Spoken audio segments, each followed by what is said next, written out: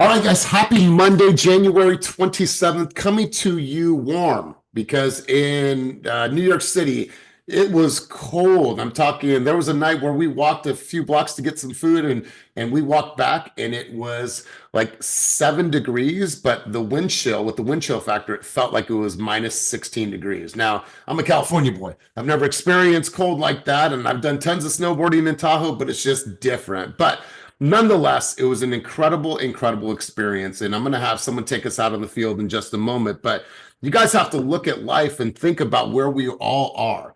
Each of us have been through something in our life. Some of you have been through worse than others on the call, but at the end of the day, we've all been through something. And I look back at this 20 years ago, you guys, I was on the streets. I was on the streets 20 years ago. NASDAQ, I don't even know what that actually means, right? I had no idea what that actually meant at that time in my life. I was just worried about how I was going to survive. But to fast forward to today and know that, we're there ringing the bell at the NASDAQ, at Times Square. Our pictures are up on the big screen right at Times Square. Like, you guys, like anything is possible in this world. Anything in this is possible. If this kid who came from the street could be invited to something like that, to be a part of this amazing company, to be a part of EXP and all the growth that EXP is experiencing, you guys, I am beyond grateful for the opportunity. And each of us have the same opportunity to build, to grow, to impact, to make connections. So you guys, I'm coming to you feeling super, super invigorated on life and business. We went to that, then we went to Inman. Now I'll be straight with you guys and don't tell all the people from Inman. I didn't take too much from the content at Inman. Now, there was a couple speakers that I really resonated with, especially when they talk about forecasting the market, propaganda about how people are receiving information about the market. We'll talk more about that on Wednesday. But here's what's most important about getting yourself to events. It's the relationships after the event is done. It's the breakfast, it's the walks, it's the socializing. It's just hanging out with people that maybe you don't get enough time to spend with on a regular, meeting new people, referral partners. This girl walked up to me and she's like, yeah, what's the best part of this? I said, finding your next referral partner. And at that time, Vernon walked up and I introduced Christine and Vernon. And she's like, God, I got somebody that, Vernon's like, I got somebody that's moving to Seattle. She's like, I'm Seattle. And like instantly, he's like, all right, I'm going to send you their information. Let's make a connection. And like that in itself will pay for the entire event. So you meet so many people that maybe you're going to be on their podcast. Maybe they want you to join a call with them. Maybe you're going to learn from them. It like being able to go to events, you guys, it gives you an opportunity to get a different perspective, meet new people from all over the world, and it opens your eyes to different ways of looking at our business. And so you guys, even if the content wasn't as rich as I expected, at the end of the day, it was so important to be in those rooms and just listen and meet new people. And here's what also is a great reminder for me when we go to events like this.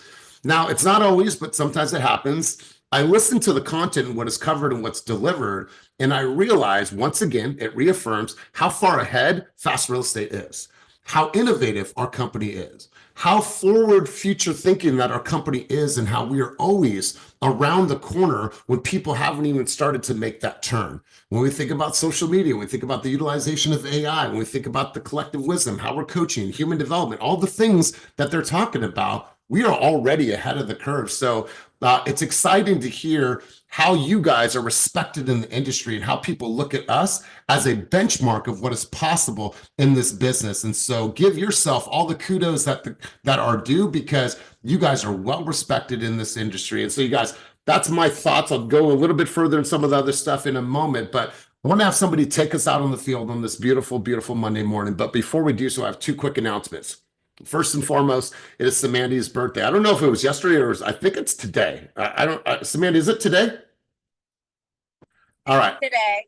All right. So Samandy has become Mrs. Consistency, from not being able to walk to building two businesses that are thriving right now. Also is a mom, also is a wife, also has pets and birds and all kinds of other things. But we just want to wish you a very, very happy birthday. Anything special you have planned for today? Yeah, you want to know where I'm going? Yes, we do. I am going to open the door for the inspector on my new contract. happy birthday present that is. I And absolutely. then Davian has a conference later, so I'm being mom and Well, happy work. birthday to you. Keep shining. Hopefully, this is your best lap around the sun ever. And I also want to send a special message out to Blessing. You guys know any amount of time that you've spent with me, you know that I'm very, very particular about this space. I'm particular with what people contribute, how they contribute. This is something that I protect and will always protect because the energy is so important. So I wanted to send a huge shout out to Blessing for stepping up for me Monday and Wednesday, grabbing the mic and leading this. And here's what I know about leadership. A leader will always find ways to elevate other leaders within the environment. And my hope is that those leaders can do it better than what I can do it down the road. That's the goal. And so, Blessing, I just wanted to say thank you for taking the mic, for leading, and for making sure that the group had this session twice last week. So, Blessing, thank you. Anything you want to say before we get rolling? Thank you to you, because you are particular and you are a hard act to try to copy, but I am so grateful to everyone that was in the room that participated, and we showed up and it was business as usual. So everyone who was in the room, thank you for all the contributions, all the energy, and all the love and light that I got afterward. You have no idea what it means to me, and that opportunity is something I don't take lightly. So thank you to everyone who was there. Listen, Blessings, she wants to talk. She wants to be out in front. She wants the opportunity to contribute, share her voice, give her vantage point. Like that's important to her. So by all means. And so I might tap on some of your shoulders, other shoulders in the future. So I just want to say love and light and thank you to you, Blessing. Really, really appreciate helping out. You guys, what we're going to do is we're going to go into some of our takeaways. I don't think we need to bring everybody out on the field. We are already here. We are good. But I am going to turn the mic over to Vernon because Vernon attended Inman. This was his second real estate conference, and he's building his relationships and building his business at a very large level. So I want to turn it over to you really quick, Vernon, for a quick sentiments. Take us out on the field, and we'll also hear from George Martinez. But Vernon, I'm gonna turn the mic over to you, big dog. Glad to see you warmed up. Oh man, feels so good to be back in some regular fucking weather. Oh my goodness. Hey, happy to be back into the space. Missed you guys' face, missed your personalities and your energy. There was a lot of takeaways from the Inman conference, but if there was one, I'd have to kind of echo the sentiments of Elias. It's the opportunity to build relationships worldwide, right? Connected with a developer who is responsible for developing all the land at the Grand Bahamas. This dude is the guy, okay? Opportunities to, create networks and connecting points all over the country. Like Elias said, I have a client who bought in Fairfield, wants to help his daughter buy in Seattle.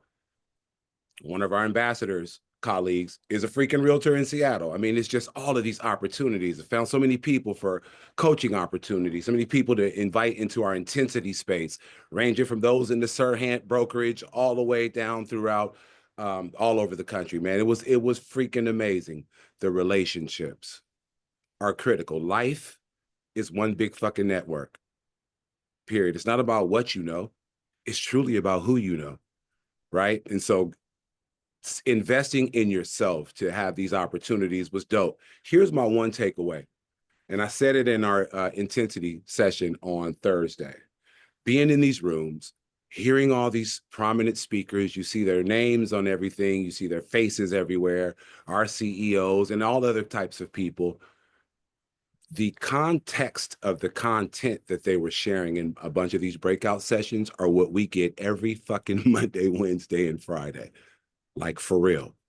So much to the point to where, I think I said to Elias, bro, they're not saying anything that we don't already know. I mean, like me and you can literally get up on the stage on that microphone and rock the shit out of their presentation. We're blessed to be in such a fertile space. So plug in, like really sow yourself as a seed into the fertile space. And I promise you, you will produce a magnificent harvest. So I'm juiced to be back with you.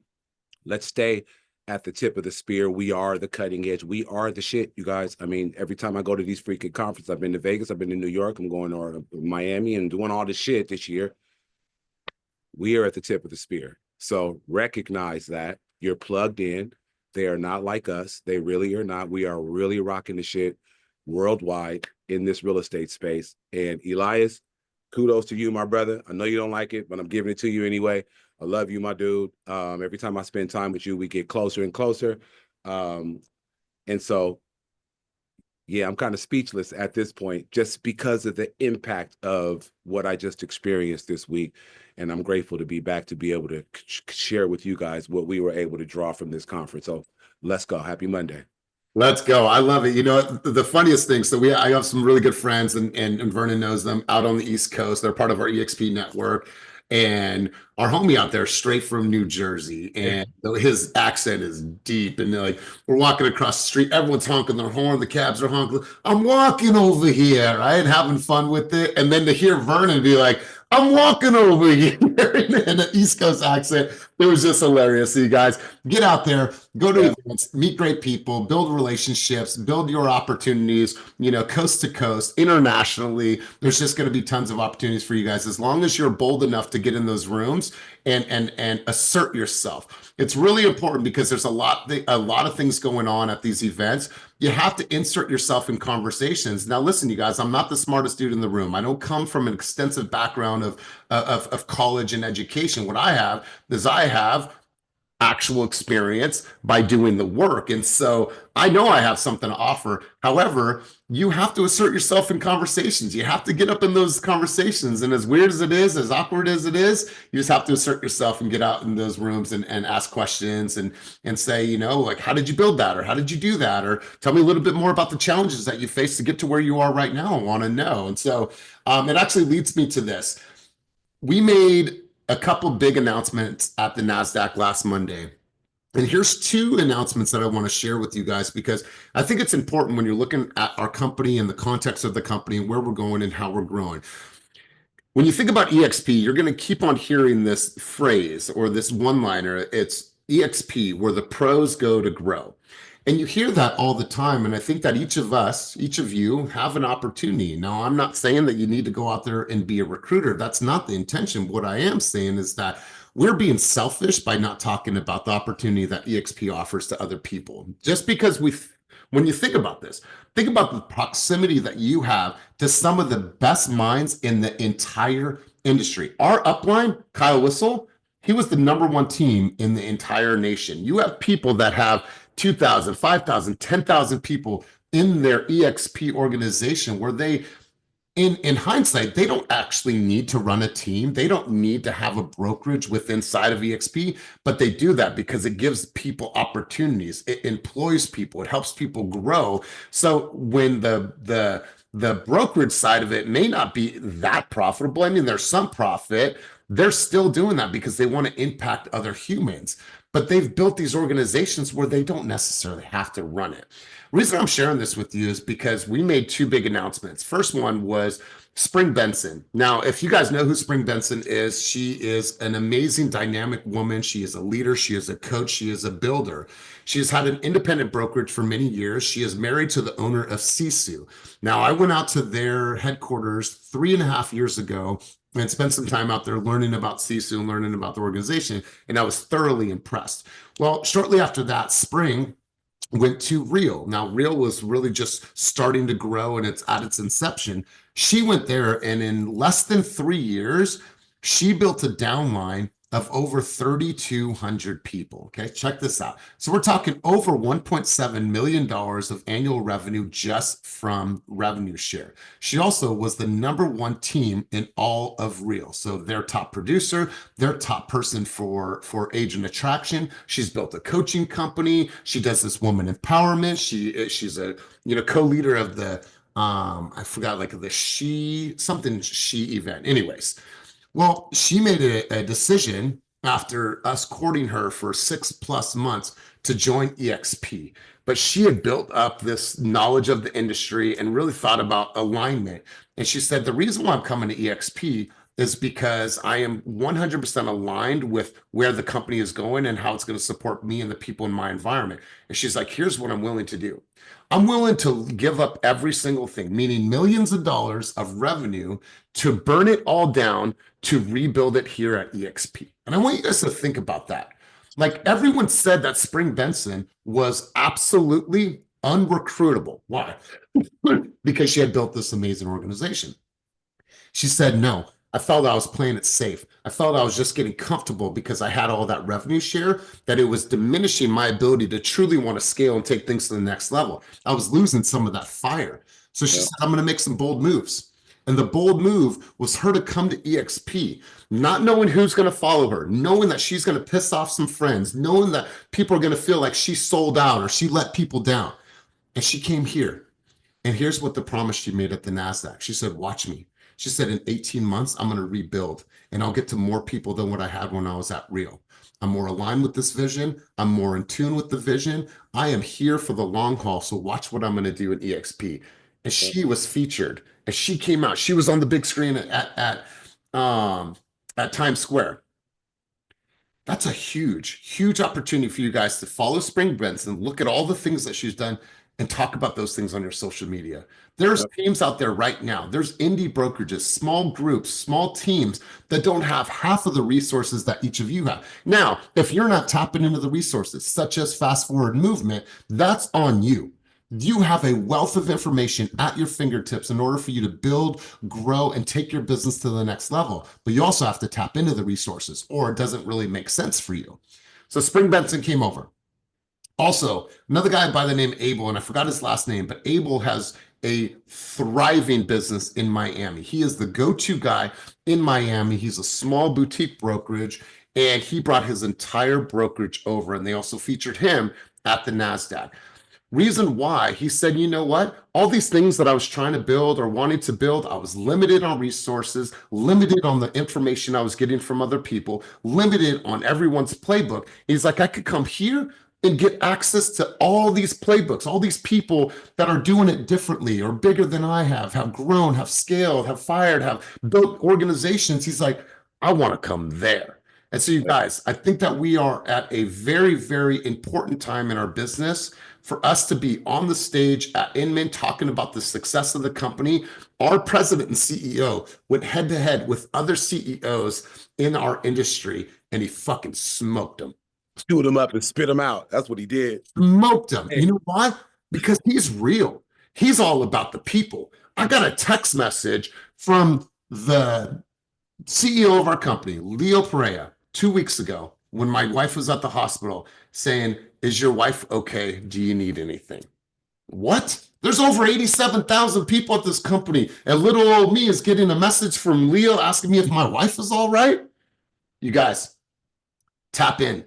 Understand the power of this company, what is at your fingertips, and how this company is changing the landscape of real estate. Now, there's going to be copycats. There is. And I got much love and respect for the LPT, for the Epics, for the Reals of the industry. But nothing compares to what EXP is doing, their reach, their impact, and the resources that this company offers. So lean inward. And if you're ever thinking about maybe this is not the company for you, you have to ask yourself, how much am I actually leaning into the company, raising my hands, attending these events? Because I promise you, when you're in the thick of things, there's no other better place to be. So that's what I want to share with you guys. I wanted to give you guys that insight, that update. It is a beautiful, beautiful time to be at EXP. And it brings me to this here. Ashley, can you read this for us, please? Silence is the biggest killer in your business. Boldness wins. Boldness sets you free. Sorry, I don't know what happened. Sorry, I don't know what happened. Sorry. Make bold moves. Make bold moves. I got it. All right, I think bold moves. I think I have something hidden really quick. So or in other words, take massive action. Yeah, and you know, let me just unhide this and I'll put it back on the screen because I had a couple pages hidden. Sorry, there we go. We're almost there. All right, cool. Now let's go back to this. I will present. Okay, cool. All right, so let me go back to my screen now. Now, here we go. All right, a little rusty. Little rusty for being out for the week, but we're back. Okay, here we go. I'm back. All right, so let's try this one more time. I'm so sorry, Ashley. It sounded great the first time, but let's just do it once more. All right. There we go. Silence is the biggest killer in your business. Boldness wins. Boldness sets you free. Make bold moves. You guys, do you think that Spring made a bold move coming to EXP? Oliver, I see head shaking, and I see like she made such a bold move that was a statement to her, to the industry, and a statement to the people that are in her organization. What I want to encourage all of you to do is to make bold moves. Now, your bold moves might be a little bit smaller, because she's built something that's a lot larger than what a lot of us have built. But boldness is going to win for you guys. When you think about how bold I'm being right now, are you playing it safe? Are you making bold moves? You guys, there's so many opportunities for us to say, you know what, I need to be a little bit bolder. I need to assert myself a little bit more. I need to put myself in those rooms. And I promise you, the bold people are going to win in this industry, and the bold people are winning in this industry. So Ashley, when you read that, how does that land for you? And where does your mind go? Excuse me. What I immediately think about is the book Limitless. And I think everyone wants to make bold moves, especially this community. We've been here, we've been listening to take massive action for so long. So then what is the missing piece? And it's those limited beliefs. It's something in our minds that from childhood or from repeat experience, we think about ourselves. Maybe we don't think we deserve it. Maybe we don't think we have what it takes to do it. And the biggest thing in that book that stood out to me was whenever you say, oh, I know myself, it's a limiting belief. And so I've been paying attention to those things and removing them. Like, oh, I know myself, I'm not good at directions. I did not use navigation. Blessing was with me the whole way back from Oakland, and I did it. Oh, I know myself, I'm not great at remembering names the first time. I've been practicing and practicing and practicing. So I think what you need to do is pay attention, looking in, and think, what are those caps I'm putting on myself? And do I deserve to take that massive action and break right through it? Because we all can. God, absolutely love this. You guys, I want to share something with you, and you might have heard this before, and we're going to spend a little bit of time here because I did some time over the last week, or did some studying over the last week, and I really dove into this. And I remember hearing this from Alex Hermosi. And it's called the Valley of Despair. Has anybody ever heard the Valley of Despair? Does anybody know what that is? Before I get into an example of what this is, does anybody want to take themselves off of mute? When I say Valley of Despair, does anyone know what that is? Or anyone want to share what they think they know? Because you probably will be right there. Anybody, when I say Valley of Despair, what is that? So, a valley of despair is you get started, things are going great, and then shit starts to get hard, and then you get to that moment where you're like, that's it, I give up, I can't do this anymore, I'm out. And the people who get stuck in that valley of despair, they get out. But once you break through that and you get through that valley of despair, like the success trajectory is off the charts. God, I love it. I love it. Kelly, and then we'll go to Pat really quick. What's your interpretation of when I said, Kelly, we're going to find that mute button and we're going to learn how to find it within 2 seconds. There we go. Let's go, Kelly. Oh, so I think like the valley of despair is when, like he was saying, you get stuck in this area of self-doubt, just kind of getting stuck, and it snowballs, and then it makes it really difficult. But like Ashley was saying, it's all about how we talk to ourselves and how we can, pump ourselves up and get ourselves out of that valley and go for the peaks, man. Get out of valleys, go for the peaks, and don't limit yourself. Live limitless. Yeah, I love it. I love it. And by the way, I just got to tell you, from just human to human, I really appreciate your energy on a very high level. I'm glad too, but like you just have this over the top energy. Love it. Pat, let's go to you really quick, and then I'm going to share an example with you guys. I'm going to take you through a quick exercise. Let's go, Pat. Yeah, value of despair for me is simply just, once you know that you are in that value of despair environment, once you are faced with a situation where you don't want to face the reality of things and reflect. Because for me, I look at value of despair as a positive thing, because I know I'm in front of the door for me to, at least for me to level up, because if I face myself, or, the mirror or whatever, then kind of like what the rest, were saying, you're going to have a great trajectory going up. Yeah, you guys, I'm gonna share this with you, and I'll share my screen in just a moment. But I look at the valley of despair, and oftentimes what we tend to do is that we when things get hard, we go to something else, right? Like we created some videos, they didn't really go that well. And then we're like, oh, I'm going to go try something new. Oh, I'm going to go pay for this lead source. Oh, I'm going to do this. Or I knocked on neighborhood doors for, a couple months and I didn't see anything. So I'm going to go and try to do something else. And so they don't stay there in the shit long enough to grow and to learn how to climb out of that. They just want to go to the next shiny thing. And I think this example, shiny object syndrome, you're absolutely right, Kyrell.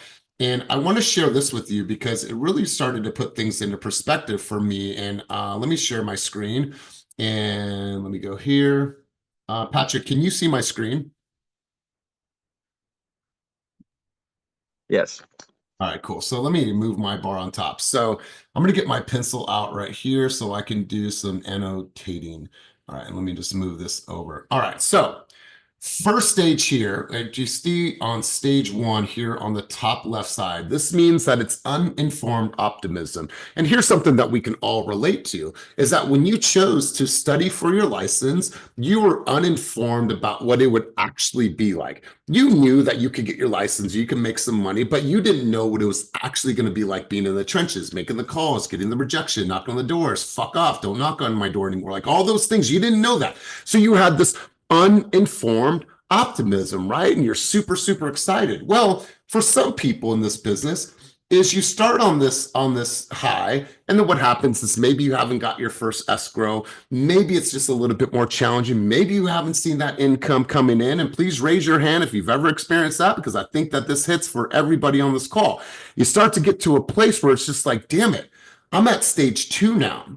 What stage 2 represents is that now I'm informed and I have informed pessimism, meaning that shit's not going my way. Things are not working. And oh my God, this kind of sucks. And then what happens is that you become, or you enter the valley of despair. So you've gone from one uninformed optimism. You're this bright new kid in this industry, and oh my God, this feels good.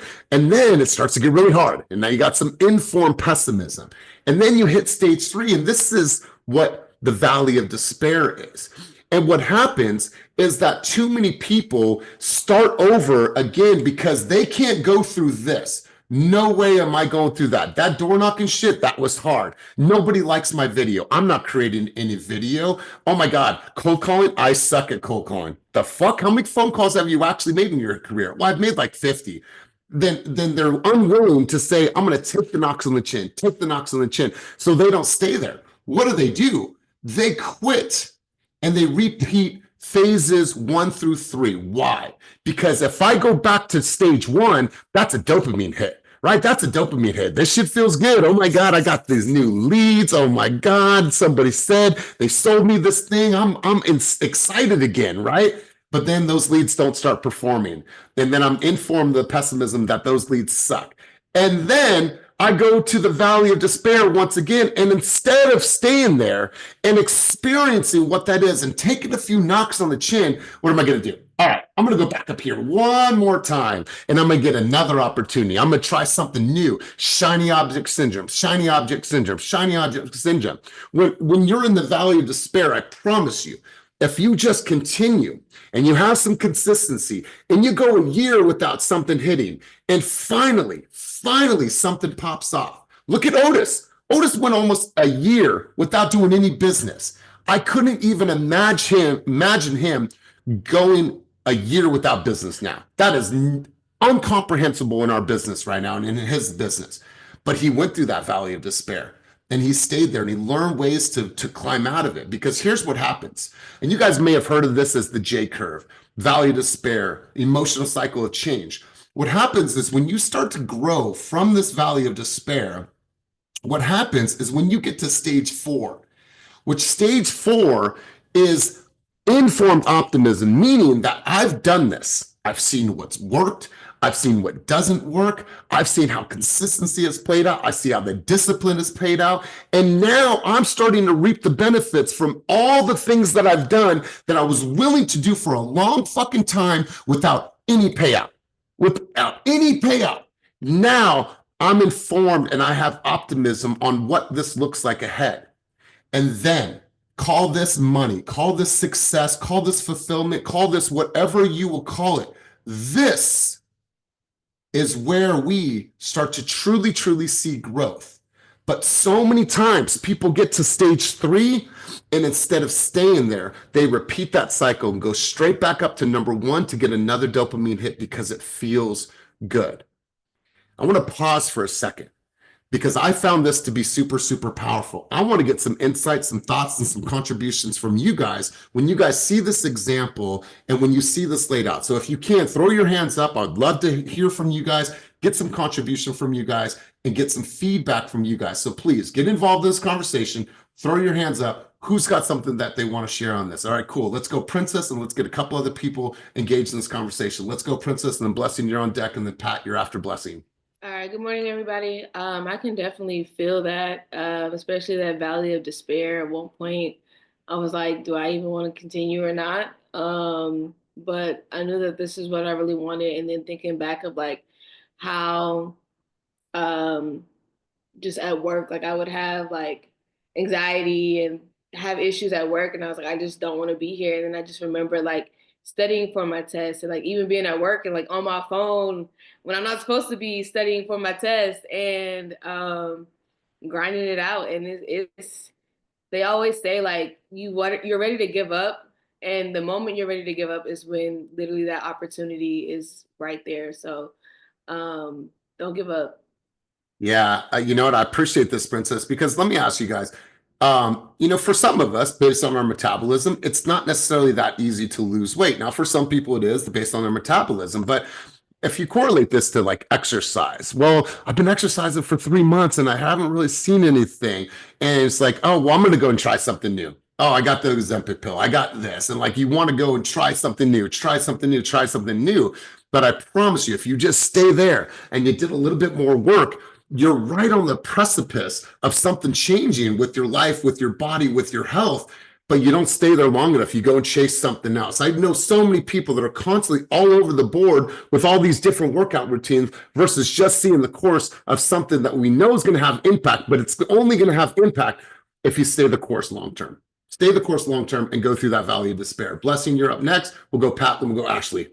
This was so good. As you started to talk about it, there's something that a relationship coach said is that if you're always in a relationship and you get to a certain point and you guys break up, and then you go into another relationship and you're having the same issues and you break up, you go into that third, that fourth, that fifth relationship and you're breaking up, turns out it's you. So if you are like that uninformed optimism is it's the course, it's the length of your natural talent.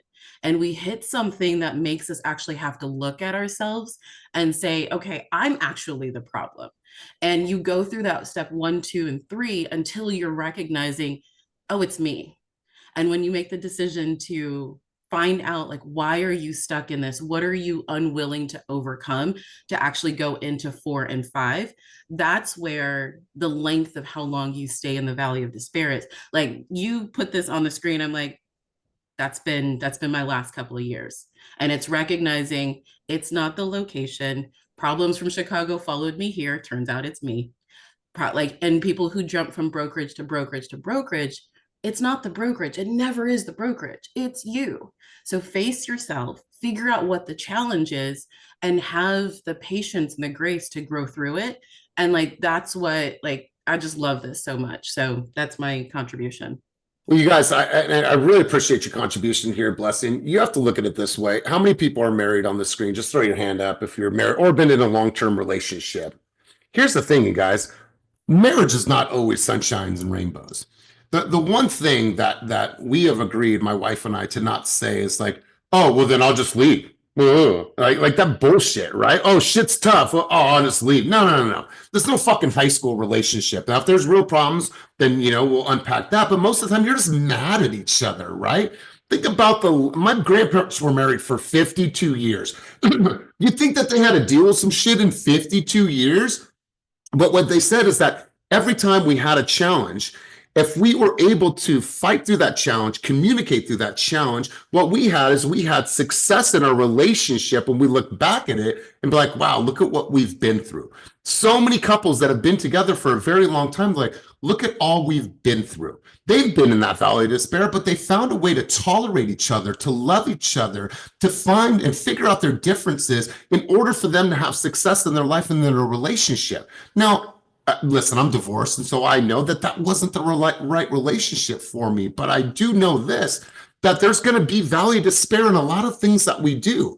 But if you fight through it, if you learn through it, then there could be so much beautiful things on the other end of it. And I correlate that to my marriage. Sometimes we go fucking head to head, but then when we go through it and we talk about it and we understand each other, now we're stronger. Our relationship is stronger. We know how to fight better. And so, Blessing, I really appreciate your contribution. Let's go to Ashley, then we'll go to Pat. And I'm just going to get to all the hands because I have some time. Let's go, Ashley. Thank you, Blessing, for your contribution. So something I think about when I think of the Valley of Despair is a lot of the time what I see is people just doing more of the activities. Like, oh, I know I'm supposed to door knock. Let me go do that. Oh, I know I'm supposed to make cold calls. Let me do that. But if you're missing the effectiveness, you could do so many activities. It's just going to take the long route to get to that next step. A cheat code. And nobody likes to ask for help. And this is why people do it. They're like, oh, I don't want to ask for help. Nobody's going to want to help me. Human nature, people really do want to help. Genuinely, especially the high producers, they genuinely want to help because we're all working together at the top, right? So cut your ego, be humble, ask somebody to go with you or to listen to your calls. You guys have that amazing thing on Follow Up Boss where you can get feedback. Cut your ego, get the feedback, master the effectiveness, and then do the activity. You'll cut that valley of despair in like a third. Yeah. You know, I think that this comes down, and Nikki Miller talked about it the other day, really doing this body of work. The body of work means that, hey, I haven't done enough of this to say that I'm good or bad, right? Like some of us are just scraping the surface, but if you stayed there and you knocked on the doors and you made the phone calls and you stayed there and you committed to getting better, like Ashley was saying, I promise you, you grow and now you have informed optimism because you've done it. You know what works, what doesn't work. You've refined your skills. You've asked for help, and man, now I'm making more money. Why am I making more? Because I'm booking more appointments and I'm meeting more people face to face. I'm not being fearful of every single objection that they throw at me on the call. So, Ashley, you are fucking speaking my language. Let's go, Pat, and then we'll go over to Otis, Brandy, D, Andrea Robertson. Put your hand back up so I don't forget you. Okay, let's go, Pat. Yeah, no, Ashley kind of hit the nail on what I was going to say. But whenever I'm in the valley of despair, and this is something that's really fresh for me because I was just there, about a month or two ago, right? I was looking at Indeed. I was, looking for other jobs, side gigs or whatever, because I'm like, yeah, this ain't it. The bills are piling up. But there were three questions that I asked myself, and I actually wrote it down in my book. Was what can I do better? And what am I doing that's not serving me?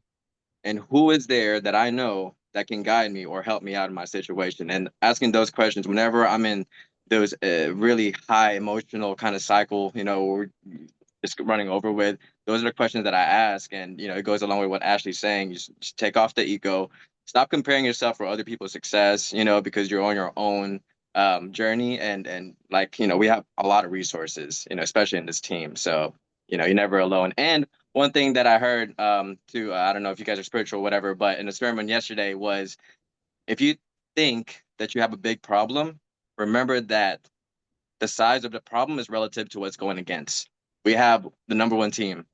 We have a lot of resources. Your problem is probably not that big.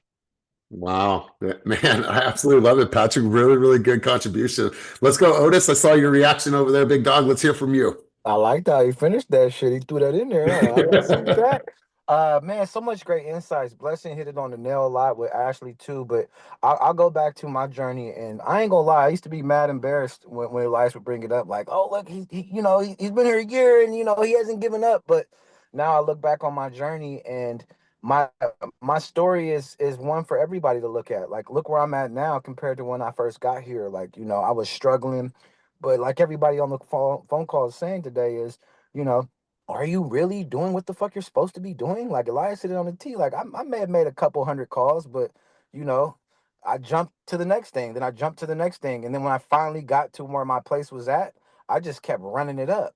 But then at the same time, how could I really say I'm that great a realtor if I'm not door knocking, if I'm not doing this, am I not doing that? I'm even kind of embarrassed to say some of the stuff that y'all, think me being a high producing agent that I'm not, and what I am and what I'm not doing. So that's why I stepped up to the plate and joined Intensity. And man, can I tell you, it's giving me so much insight because it's like a cheat code on what I was supposed to be doing all this time. And now that I'm doing it, I'm already seeing it. I'm already connecting with a lot of my sphere of influence and stuff. So I had to really get out of my own ego because once you tell me I can't do something, I'm going to be like, fuck that. I'm going to do it. I'm going to show you. And I've been on that mode for the last 2.5 years that I've been on this team, that I needed to get back to the basics. I needed to find myself, and I needed to stop with all the worrying about whatever else is going on except right here in front. So now that I'm doing that, I'm starting to feel just spiritually better, physically better. And then like last year was literally like the worst health year I've ever had in my life. So to do that and know that I still can do better than what I did the year before, it only heightens what I know that I can do. And I know that I'm going to hit my marker this year because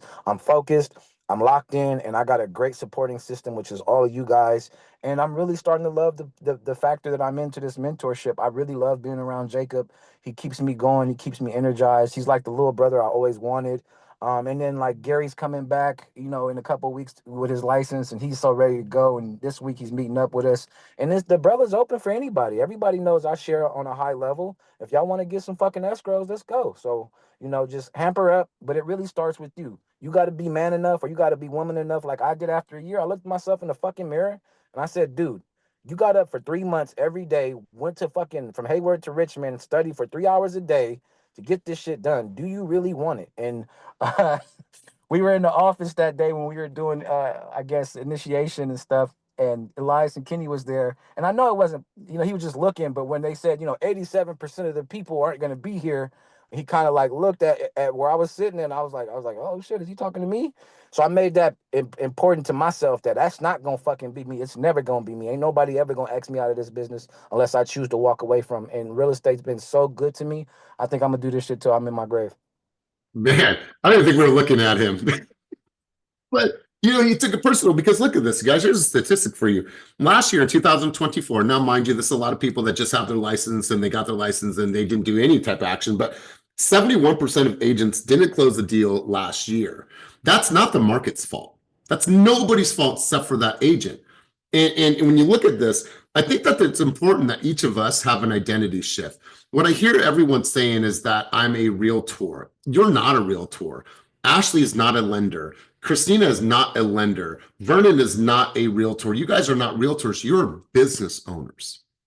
And I really want you to think about this. Yeah, I'm a business owner and I help families and whatever that comes after that, but you're a business owner. That means accounts payable, accounts receivable. It means your sales department. It means you're the CEO. You are running a business. You're not just a realtor, you're a business owner. And when you take on that mentality that I am a business owner, because each of you are, now my hope is that you show up differently for your business. Your business is not going to thrive unless you have all departments running at a very, very high level. You're a business owner. And if you want this, it's going to show up in your performance every single day. So Otis, mad love, appreciate your contribution. Let's go Brandy, and then we'll go rapid fire through everyone because I want to make sure to keep everyone on track, but I want to get everyone's contribution. Let's go Brandy. I'm loving this conversation. So for me, the valley of despair just means you're outgrowing your space. You're outgrowing that like pot. Like you need to expand. I get in the valley of despair a lot. So it resonates. And most recently, I've noticed that when you're in the valley of despair, it's because you're not giving yourself enough gratitude for the journey that you've walked. You're not turning around and going, how far have I come? You're looking at how far you still need to go, which is fine. But if you're not giving yourself that gratitude, then you're not willing to go, okay, well, then what else can I do? What more can I go? Like, yeah. And I love this conversation. It resonates so much. It probably was the conversation I needed to hear, but basically fill up your cup, find out what you need, fill up your cup and think outside the box. I love it. I love it. Appreciate your contribution. You guys, I'm always taking notes and really prepping and preparing for these meetings. And I wrote something here that it says, and I heard it over the last week, prior success does not equal continued success. And when I heard that, I really, you know, what got us to where we are today might not be the same recipe that's going to lead us into 2025 and beyond. So never leave room for complacency. Complacency could say, hey, we're number 2, we did great, and like, let's continue. No, like, we're looking at how do we do things differently? How do we shake it up? How do we make things, different on the recruiting end? How do we attract more people? So it's like prior success does not equal continued success. Do not allow room for complacency, and be open to change, grow, and adjust and evolve in this business. Let's go JJ, and then we'll go to Andrea Roberson, and then I think D Bledsoe, and then Liz. Yeah, one of the easiest things that everybody forgets about is that this business is about sales and no's.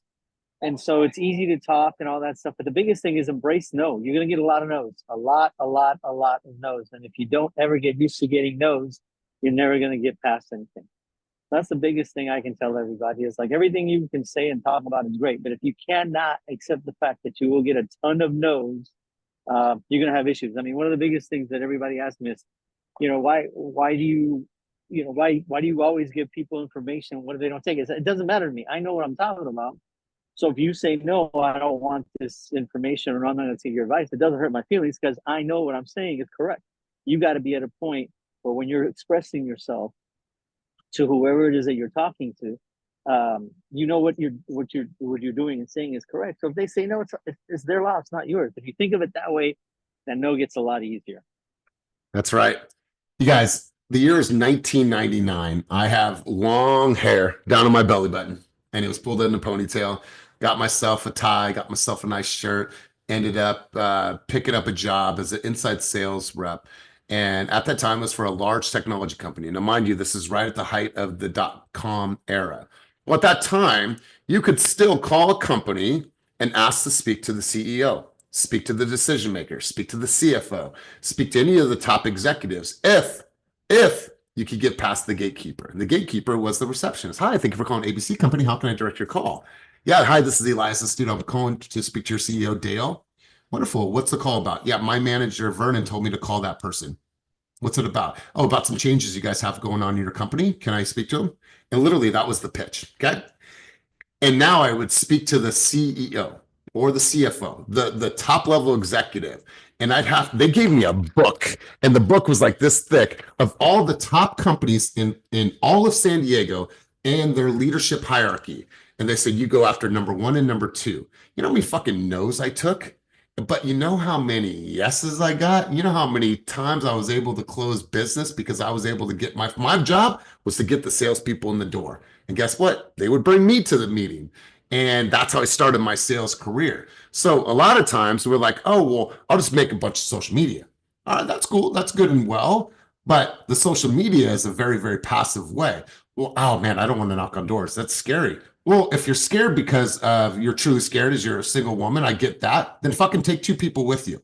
But if the scare or the fear of knocking on doors is because people are going to say no, then you need to get your ass out there and knock on some doors. Oh, I'm not good on the calls, on the phone. How many calls have you made? Well, not that many. Well, then fucking make the calls. People are going to tell you no until you have a persuasion about yourself to get around any objections. You get me on the phone, I'll be pretty fucking dangerous. I knock on a door, my charisma is going to get somebody to talk to me. But that is learned skills over and over and over again. So I got my chops in this business, in sales, by fucking calling top executives at large companies, not knowing what the heck to do until I fucking learned. And I learned and I learned. And I took tons and tons and tons of notes. So JJ, I appreciate you saying that. Let's go, Andrea. Let's go, Liz. And then Mama San, you will be the last contribution of the morning. Let's go, Andrea. Yeah, I wanted to talk about this valley of despair because I witness it and I do it myself. I see it on others and I do it myself so much. So I actually had a little bit of struggle last year in the last quarter because I got my first deal closed November 12th, my only deal. It took me 3 months to do that deal. I had my most difficult client and my only real client in that time. And I got into a valley of despair after that because you feel the rush of being successful. I closed something, but then you think back of everything that you had to do to be successful and how hard that was, how much energy that took from you. And then the next couple of weeks, I tried to replicate the same thing, go to do multiple open houses, door knocking, calling, for like weeks until the holidays hit, and no activity came at all through my phone. Nobody's really wanting to do anything. No serious buyers. People saying things but never really trying to follow through. And I felt like I was modifying myself, my sales tactic and my words and how I'm going at, conversations, but it wasn't working. And so I took a break, right? It's Thanksgiving, it's Christmas time. I just took a full break. I took off of actually all of my electronics devices. If anything, I was watching TV, right? And I just needed to take a decompressed step back. And then I came back into 2025 full planning mode. I targeted my open houses strategy differently. This time I'm going to do an open house, but I'm going to do specific type of properties, something that either has a price reduction. Maybe it's new on the market, back on market, something that's exciting consumers so that they're coming, so that I'm not just sitting for hours. And I don't have that much time to sit at open houses for no activity. And so this weekend, I finally got back out there, get an open house, one that I think would be good. It's in a good area. I think it's nice price. That's a new renovation. And as soon as I get maybe the second or third person walks in the door, they want to make an offer immediately. They love me. The person's an agent from San Jose. I'm from San Jose. We connect immediately. I'm already part of the family now. So I'm saying, like, I just kept at it, right? I had to take a break. I had to step back. I had to reflect. But then when I came back with a strategy. I came back with what I think would actually work based on my knowledge, right? My informed decisions helped me to at least put an offer in yesterday. So yesterday I got an offer and I'm waiting. So let's go. You guys, I just want you to pause for a second and I want you to experience her energy. Do you think this level of energy and this confidence, I can feel it. I don't know about you guys, but we could feel it, right? Like, imagine you go in your presentations, your open houses, your videos with that level of energy. You guys, energy speaks so damn loud. People feel that. You guys, I'm not the smartest dude in the room, but I tell you what, I typically have the most energy. And I'll tell you what, you enter with that type of energy that Andrea just had, whew, game over, Andrea. I saw in the chat here, recalibrated. Yeah, you recalibrated. We all feel that. We feel the passion. We feel the excitement. So keep that up. Let's go Liz Serta, then House of Mama San. And I don't know if I'll have time to get to Jamie or Cynthia. Hopefully I can. If not, we'll save it for Wednesday. Let's go Liz Serta. Well, this just reminds me that back in the day, it was around 10 years ago or so, I was with Keller Williams Realty in Danville. And I was a single mom raising 2 boys. And I just wanted to quit because I had the worst year ever. And I just wanted to go back and get a regular 9-to-5 job Monday through Friday. But my team leader was like, Liz, are you sure you want to do this? You need to really think about this. Like, you really want to go and work so hard, put all these hours, put all this effort into somebody else's business when you could do the same to you with your own business?